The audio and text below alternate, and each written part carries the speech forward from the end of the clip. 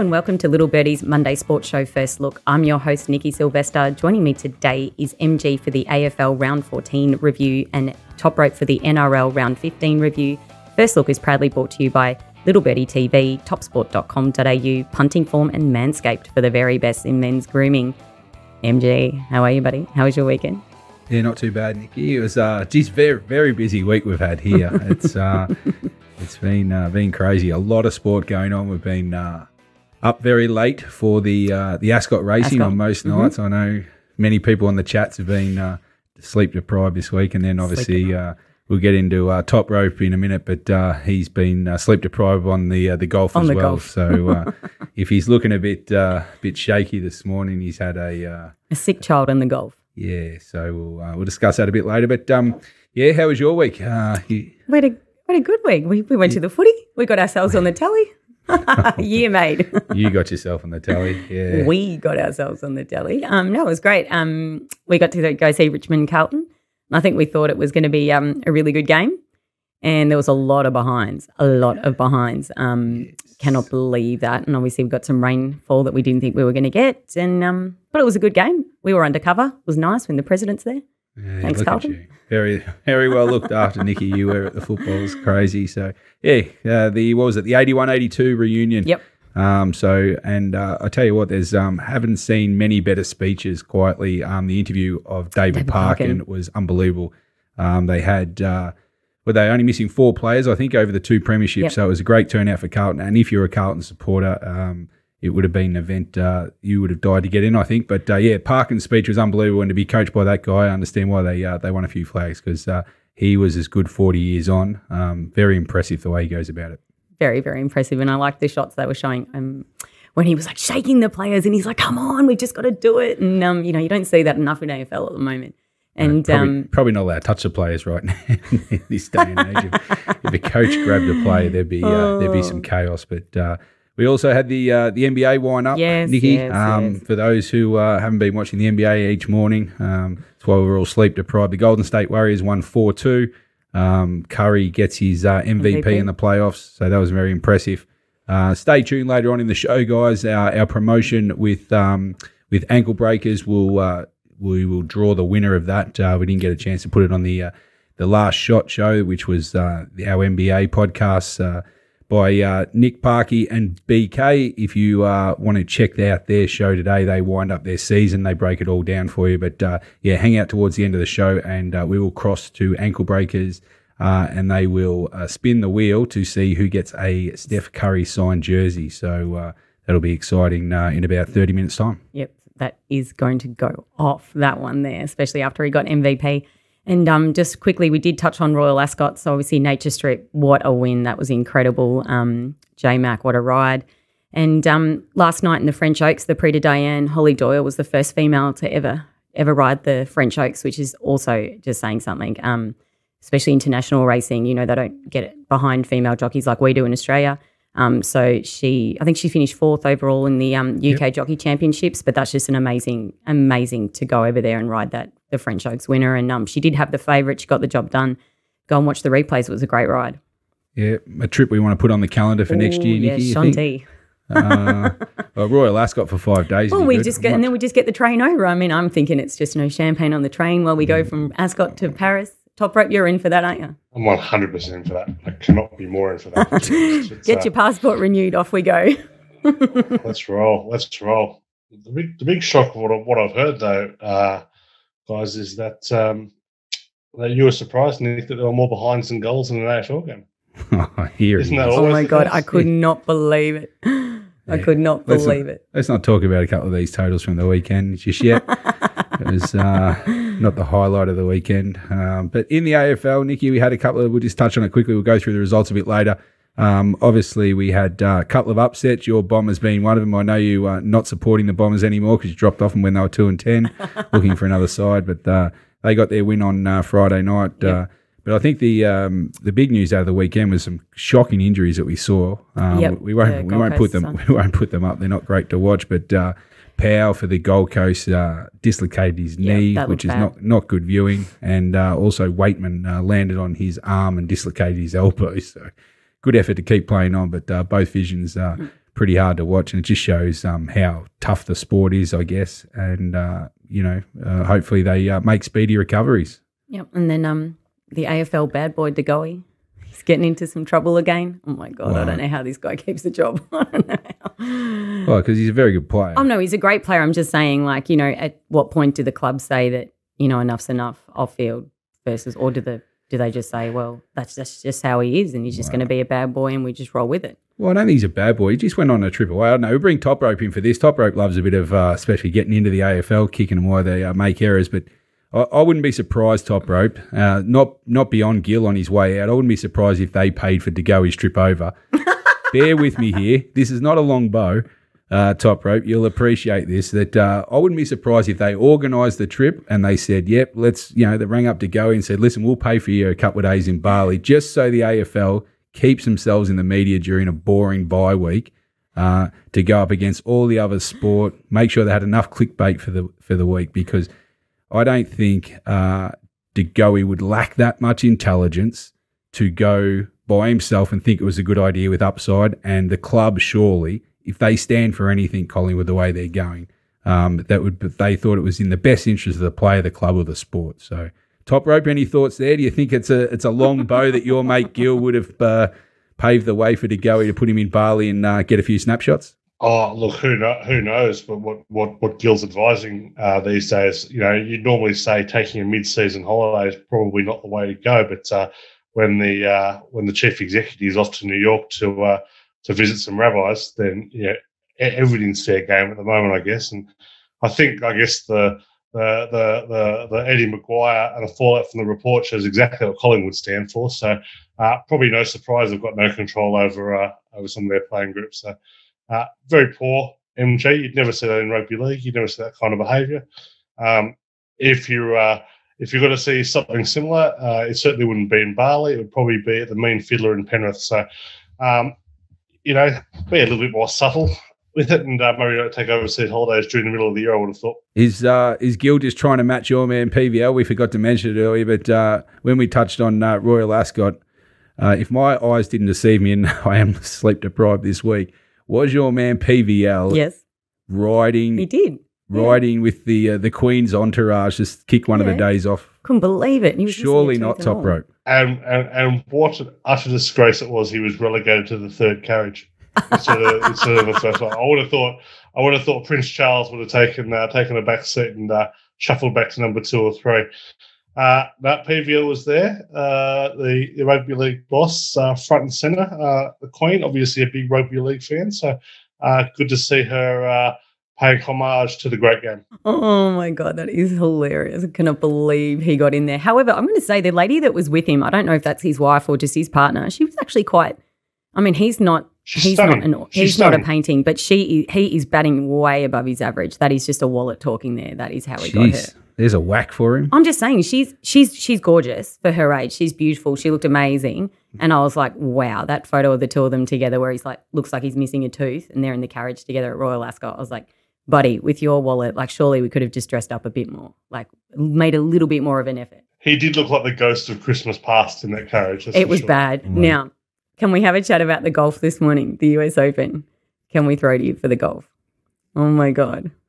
If we must. Come on, Toprope, beat it up. You guys had the podcast last week. You three, yourself with Dogga and Big Fraser on. Tell us the results. Get around for the punters. I know you've had the runner up, but let's pump up the rest of the cast and tell us how well you did. So obviously, MG's followed both tips in and collectors on the winner. So Dogga got the chocolates. He's one of the best judges around, Mike Dogga, and he was all over Fitz to back up his 2013 US amateur win at Brookline with a professional win, and he was outstanding to Matthew Fitzpatrick. They were tied for the lead, Fitzpatrick and Will Zalatoris. After the third round, it was an incredible third round when the wind got up. Fitzpatrick hit 17 of 18 greens today. A truly phenomenal performance. He drained some big putts. Zalatoris had the lead kind of going into the back nine there, but ceded it, and Fitzpatrick would not give it up. Went down to the final putt. Zalatoris had a putt to send it to a player from about 15 feet.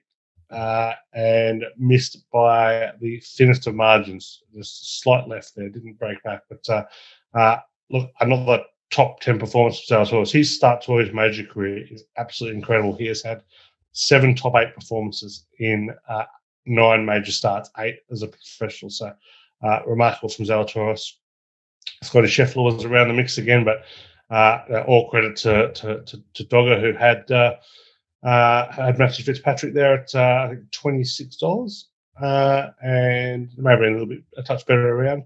And myself and Big Daddy had Will Zalatoris at $31 there. So look around the mark. So we've got the Open Championship coming up soon, and you'll hear the team go hard at it again. Not around the mark, Toprope, all over it. And if you're not, if you're serious about your golf punting, seriously, and you got to be watching these shows. We only do them 4 times a year for the majors, and these guys have run really close on a few of them, and they get the chocolates well and truly this week. So congratulations. I think it might have been as big as $31, $32 for the winner for Fitzpatrick, and you guys, Zalatoris, around the same price, around that $31 mark. So congratulations to the cast, and we look forward to the next major coming up shortly. And have you got any other sporting news for us, Toprope? Anything else over the weekend that we've missed? Yeah, look, Australia World Cup champions.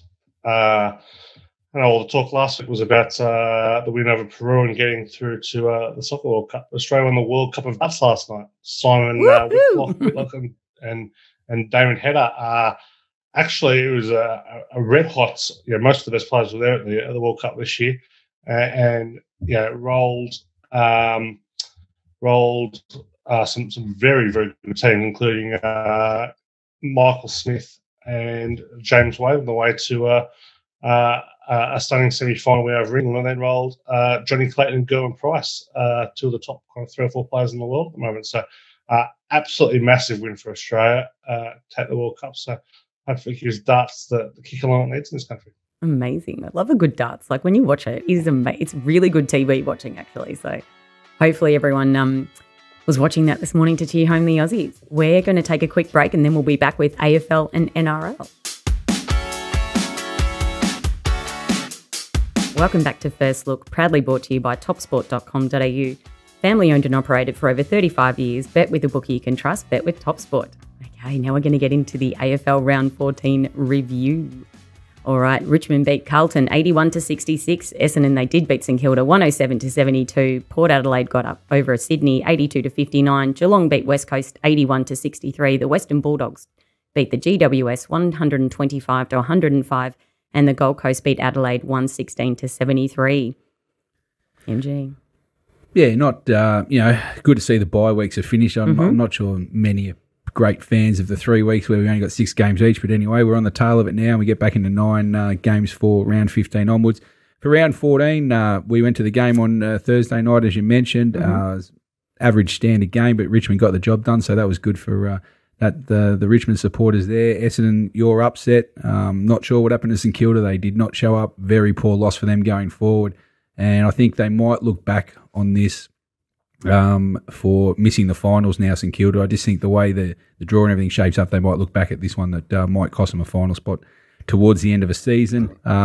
Port Adelaide, we, OB and I think we're at opposite ends on Friday's show, and I couldn't believe the money for Sydney being the away side, but Port got the job done there, had a few injuries as well, so that was a good win by Port at home, and it probably just checks Sydney as well for their top 4 aspirations. Geelong didn't show up against West Coast, they just went over there I think for half a holiday, completely switched off, just got the 4 points and come back home.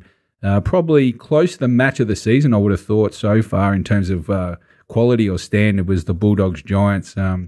Not just the scoring, but I think the way they went about it, they played the game. There was a lot of one-on-one contests.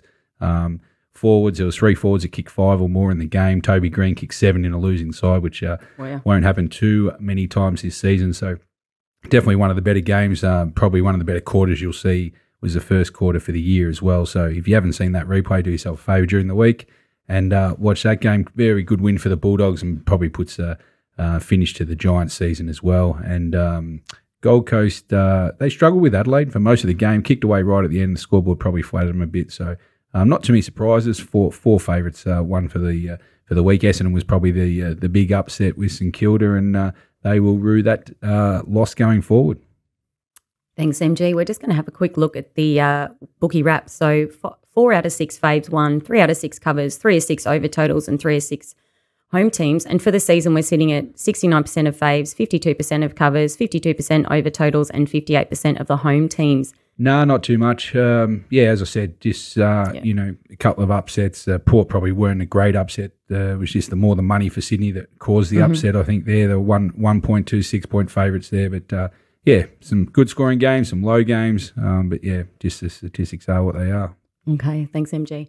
And if we just have a quick look at the AFL Stings. Now, this was a tough one to sit there with you on Thursday night because you did say it was the biggest investment you'd had, and had they have just literally not scored as many behinds, and then the two goals that we saw that were touched that actually went through, I felt for you there watching that one. I really did. Yeah, it was kind of weird. Yeah. We were spotted on TV, and the showed like we were having a pretty good night, giving a high five after a goal. But we were just cheering goals. Richmond got the job done, which was good. Obviously, the total, which we definitely thought we'd got the best of it. Yeah. It did close at 159, 160, so we were in a couple of points. But unfortunately, the kicking was horrendous. And we had a couple of goals that were put through, were brought back for touches. But anyway, biggest pun all up 5 units for the year. So that was a bit of a brutal beat. And then to make it worse, on the Friday night, we had the St Kilda and Essendon game. I think it was 9 seconds left on the clock, and we were half a point under on the total. And Wright took a very good mark for Essendon and managed to bomb one from 55. Yep. So that was a good 1-2 punch to start off the weekend, Thursday and a Friday night. The other two, Bulldogs got the job done. They started slight outsiders when we bet. They were solid favourites by the time they went round. So, again, getting the chips in, and they won well. And the last one, unfortunately, we again, the totals this week were a bit of a mess. We had 54 points up our sleeves going into the last quarter on 168 total under, and they went and scored 81 points or 85 points in the last quarter. So, the office might have been a bit of a mess downstairs.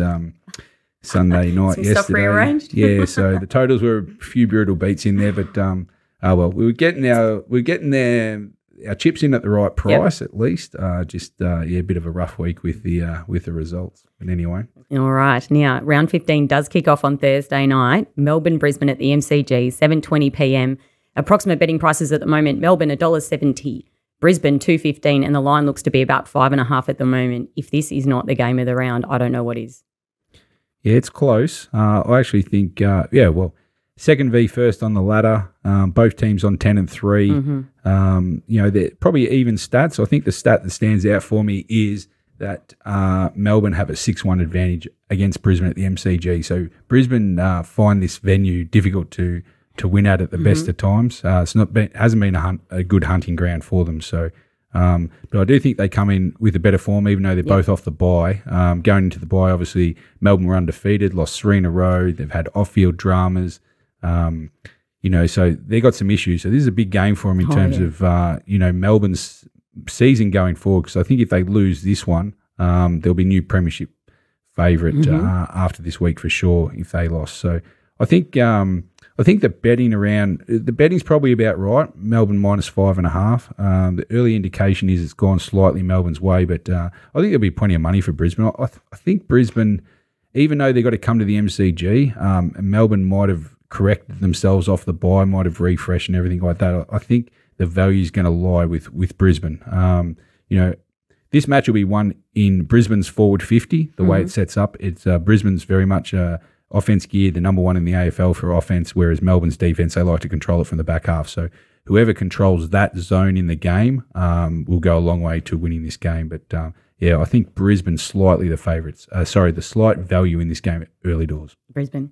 Okay, well, that is one I would definitely get on board because I look forward to getting down there on Thursday night and heckling Melbourne because I just want their season to be done. Jeez. Absolutely done. No, I just think that, you had it all to win and you've done it to yourselves now. So anyway, let's cheer home another AFL Premiership favourite. All right, so we'd have a look at it. Melbourne are $3.70, Brisbane are $5, Fremantle $6, Geelong $7.50, Richmond $10, Sydney Swans $13, Carlton $17, Collingwood $21, and the Western Bulldogs $21. So we are seeing the market move now.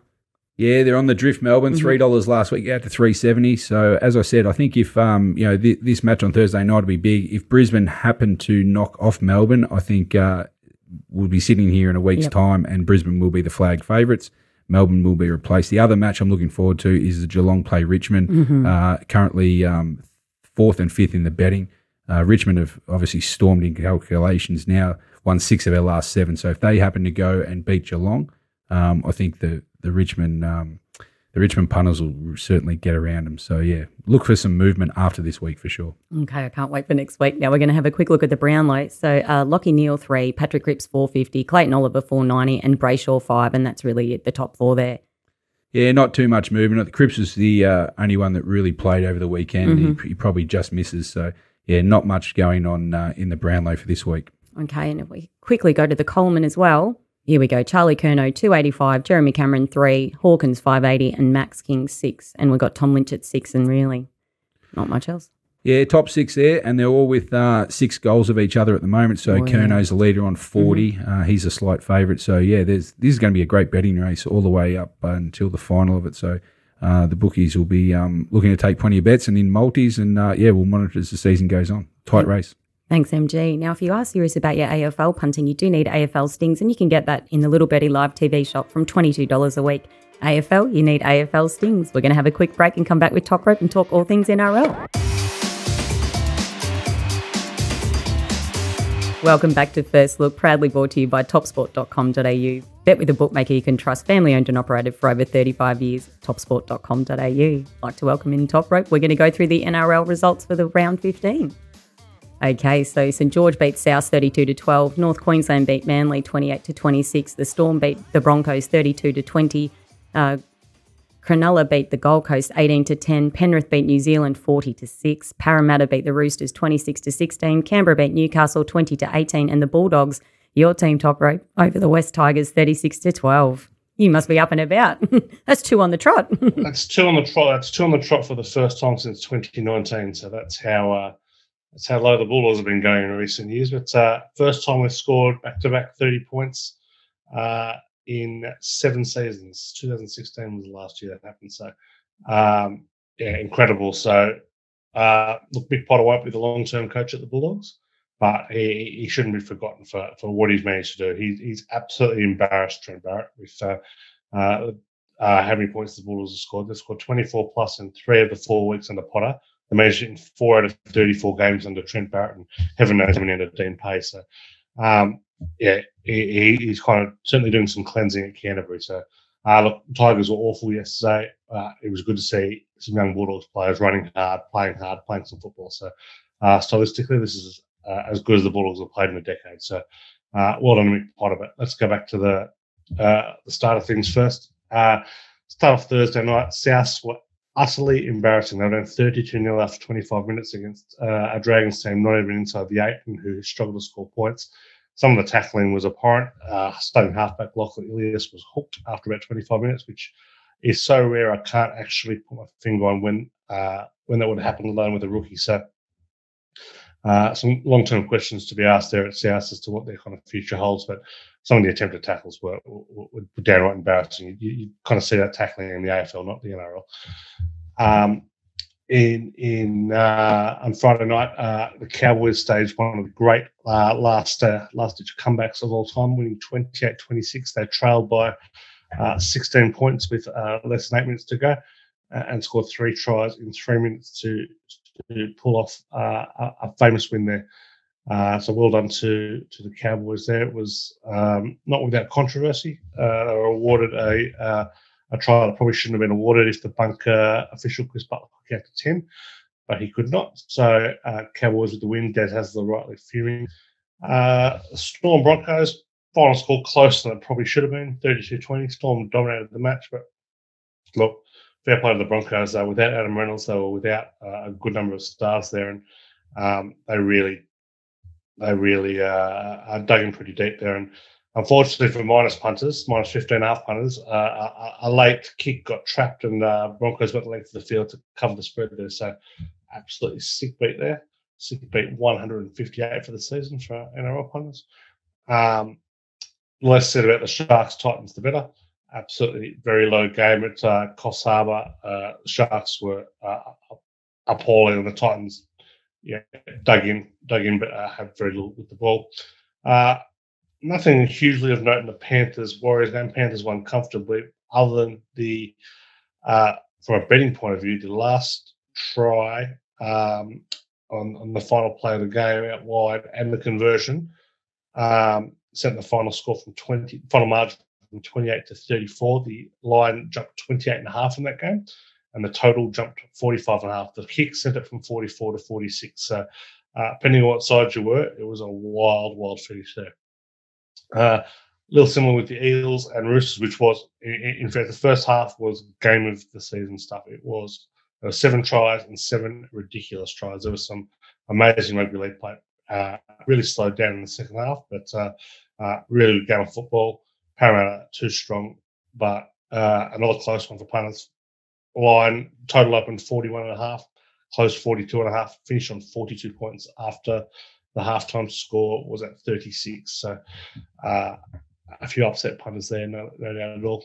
And the Sunday games, the Raiders beat the Knights on the last play of the game.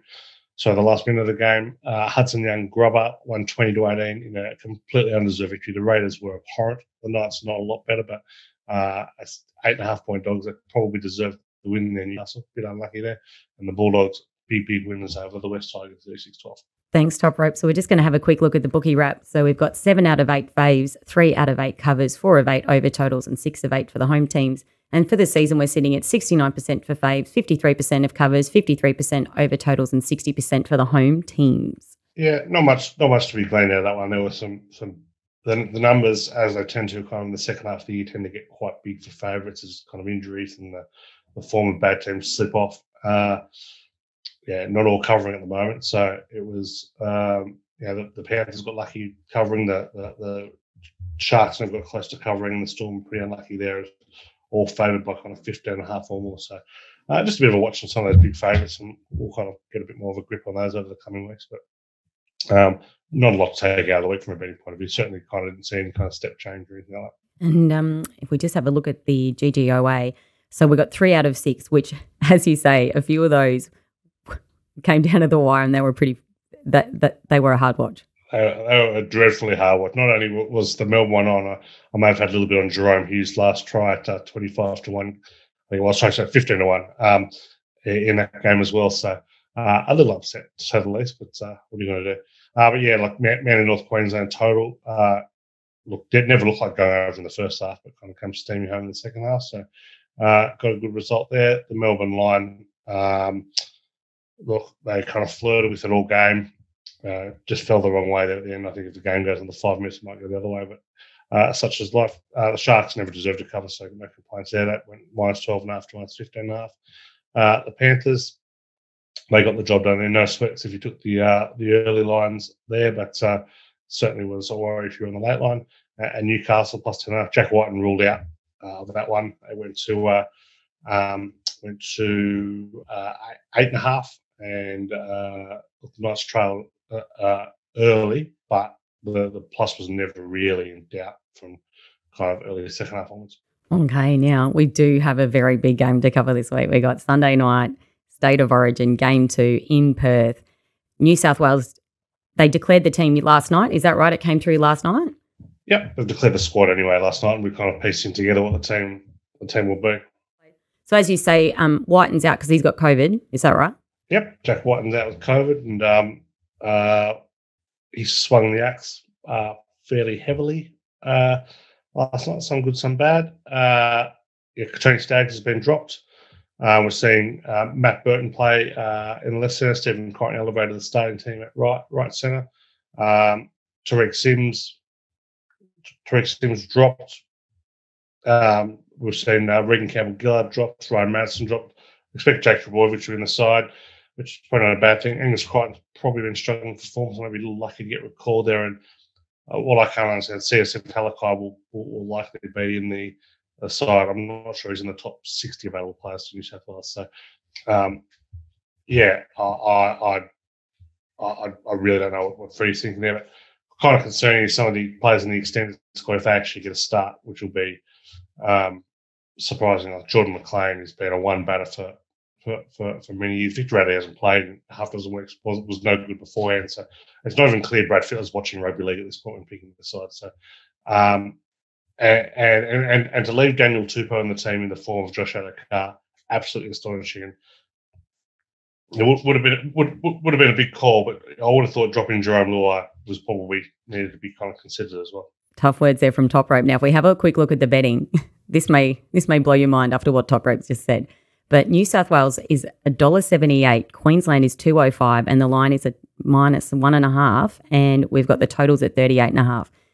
Now, I was having a chat to my husband last night, and he said, "You know what's going to happen here?" He said the umpires will decide who wins this game, and he said the NRL want to go to a 3-game series, so New South Wales is going to win. Yeah, I kind of don't disagree with Granby on this one there. I think not necessarily that this is going to be fixed, but I think every 50-50 call will go New South Wales' way. They kind of didn't get the rub of the green so much in the first. I'm not to say that they deserve to win the game at all, but I think New South Wales probably have that extra motivation in this one as well. Queensland loss of Ruben Cotter. I don't think his performance in game one can really be underestimated. Like, I know Munster went man of the match and Munster was outstanding. Ruben Cotter was the best player on the field. Like, there is absolutely, from my mind, what he did was astonishing. So it's going to be hard to replicate there. You kind of see this in Origin a lot. The team that loses game one does tend to bounce back in game two. So I haven't kind of got into the nitty gritty of the game yet, but my first inclination is I'd probably rather be on the -1.5 than the plus at this stage. Now let's have a quick look at the NRL Premiership market. So Penrith 230, the Storm 330, Parramatta 10, North Queensland 11, Cronulla 12, Broncos 21, Roosters 21, Manly 51, and South 51. Wow. Yeah, and they're probably there to be fair. This might shock you guys, but I'd rather be on the Storm at the 330 than the Panthers at the 230. I just like what I'm seeing from Melbourne right now. They've got no Pappenhausen, and they played a Broncos team that, they played them pretty well. They kind of won reasonably comfortably. I don't think that the Storm will be overly happy with that, but I think they're really working towards something pretty special. And I think this team is essentially going to get broken up at the end of the year. We're going to see Felice Kafusi, the Bromwich boys, all head to three linchpins, all head to the Dolphins next year. Who knows what the future holds for Cameron Munster, Brandon Smith's off to the Roosters. So this is a kind of last hurrah for this team. And Storm has shown in the past that they have tended to lift for these in their season. So Melbourne from out of 330 is about. If you are serious about your NRL, you need GGOA, and you can get that from $22 a week in the Little Betty Live TV shop. GGOA, $22 a week. MG. Okay. Yes. Charity time. We need to go through these results from Week 15's results. You can see on the screen now. We got a couple, 2 out of 3 there. So the Tigers on Thursday night got the job against Carlton at 3.5, and your Broncos beat the Storm. That's a bold. I told you the line was too big. Too good. Plus 17.5 got the win, and the Sharks, as Toprope alluded earlier, they got the game. They won by 8, didn't cover at the 13.5. So we can see what do we got? Week 16 we're up to, our predictions. So Nikki, you can kick us off. Listen, we don't have NRL, so I assume you are going with the AFL. Who are you tipping this week? Yeah, I'm going Freo -2.5. Freo -2.5 against Carlton, so that'll be a good matchup there. Toprope, you've only got Origin to choose from. Are you going the females or the males this week? The international lines aren't up yet, so we'll stick with one of the Origins. I'm going to go with the women's Origin in Canberra this week, Friday night.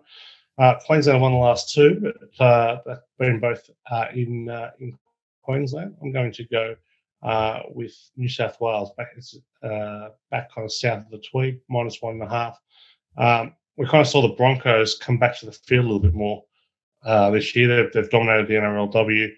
I think part of the reason for that is we've just kind of seen a real uptick in kind of professionalism in the women's game. And we're at a point now where I think the depth and the class of the New South Wales team is probably going to overwhelm Queensland. So I'll be taking the -1.5 in what shapes as the low scoring affair on Friday. Okay, for Wayside Chapel, Toprope is going the Women's Origin on Friday night, New South Wales -1.5. Myself, I am going to go the Bulldogs -14.5.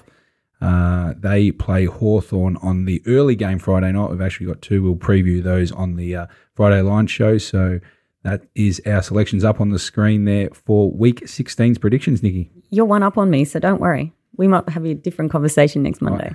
I know. Okay, time now to announce our winner for the NBA competition since the Warriors have won 4-2. We need to bring in the boys from Ankle Breakers. We did a promotion on The Last Shot with Nick Metalinos. We bring in Michael Zorko and David Coleman. And these boys are going to spin their wheel for Ankle Breakers, and they are going to give away a signed Steph Curry jersey. So, boys, we'll cross to you guys. You can explain the competition and find the winner for the jersey. Thank you, all the folks at Little Birdie TV. Appreciate the support and the little collaboration we did as part of the NBA playoffs for 2022. And as you can see behind us, David's lovely hand gestures displaying. That's what's on offer today. The Curry signed jersey. It's an absolute ripper. I might grab it quickly and bring it down. Bring it down. Get it on display. I can just reach it. I'm pretty gifted height-wise. There it is. Nice jersey. Steph Curry. You can see the big order on the back there as well. You can catch it on the screen. Got it there. There we are. That's what we're drawing for today. So thank you, all the entrants. 140 entrants. All up? 107. Sorry. How many? 144. 144 entrants. Of that, not everyone went with the Warriors. The majority did. 2/3 probably, yeah. And, a few sneaky little people in there once the series was kind of almost decided. Jumping in late with their big start. So that's good betting. Even better to the people that picked it Absolutely. early on. Went from the get-go, So what we do here today and what we do at Ankle Breakers, we do a lot of box breaks memorabilia, and we give it away through our draws. Today we're on a big chalky wheel, I guess you can call it, big spinny wheel, and we'll decide upon the 107 people live now who will win. So I'll bring that screen up. Just a sneaky little promo. We've got some NBA jerseys. These are our mystery boxes here that we've got. So we're sort of towards the end of a series that we're doing now. Still got a Giannis rookie jersey in there, as well as a Devin Booker on the Valleys. And one of these two boxes, we have two left, contains two of the basketballs. A Kobe Bryant signed basketball. So you don't want to miss out on that. Check out our page, anklebreakerscollective.com.au. Thank you. All right. This is the spinny wheel. This is the draw. Why you're here. This is what it's all about. So who gets to win. You can see it on the right-hand side here, with the names in alphabetical order, all our entrants, starting at the top with Aiden Nunes, and we get all the way down to the bottom there. As you can get to the bottom, there we go, with William Wang. Was it William Wang? We call it William Wang. So there are all our entrants. So we'll spin this, or I should say we shuffle this 6 times. It's a randomizer. We'll shuffle the names around. We spin it once, and then whoever it lands on at the end will be the winner of that Steph Curry jersey behind us. So here we go. Good luck. Best of luck, everyone. Here we go. 2, I'm 3, so am I. 4, 5, and 6. We'll go for those names again at the bottom. You've got Tristan Stanford there. At the top, Josh Middleton. And everyone else, best of luck to you. We'll, how much do you think this thing's worth now? Oh, I would have said probably about $1,200 US. Yeah. Pre this? It's gone up now. All right, folks. Best of luck. Best of luck. Here we go. Here we go. I'm nervous. I'm very nervous. Oh, it's slowing down. Here we go. Who will walk away with the Curry jersey? Oh, it's looking like it could be Ruben. Ruben or Sean? It is Sean Stevens. If you're watching Little Birdie TV today, congratulations, my friend. Wow. You've got that. We'll get that information on the website for you. We'll post it out to you. Big thank you, Little Birdie TV as well. And obviously, great working with the guys over there. Absolute legends. Back over to you. Enjoy the rest of the podcast, guys. Take Happy care. Monday. Take care. Congratulations to Sean Stevens there for winning the signed jersey for Steph Curry. Thanks to the boys at Ankle Breakers there. So we will get that jersey out to you shortly. Nikki. Yes, congratulations to Sean. That is a wrap for this week's edition of First Look. Thanks, MG and Toprope, Follow us on YouTube, hit the subscribe button, download our podcast everywhere you get your podcasts from. Follow us on socials, Little Birdie TV, Twitter and Insta. Remember, all your footy betting action is at topsport.com.au. OB will be back with the boys on Friday to preview the weekend footy. Have a great week. Enjoy.